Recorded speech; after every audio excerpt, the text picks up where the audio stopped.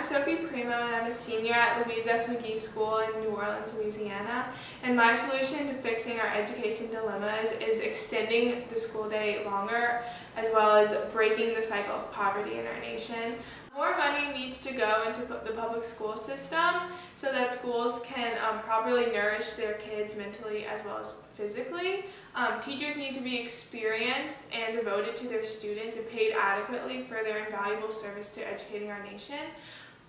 Along with teachers, more money needs to go to after-school programs that extend the school day so that students have a chance of completing their homework in a study hall period after school, as well as competing in after-school activities, and encourage students to stay in school instead of turning to violence, which is unfortunately a reality of living in impoverished neighborhoods.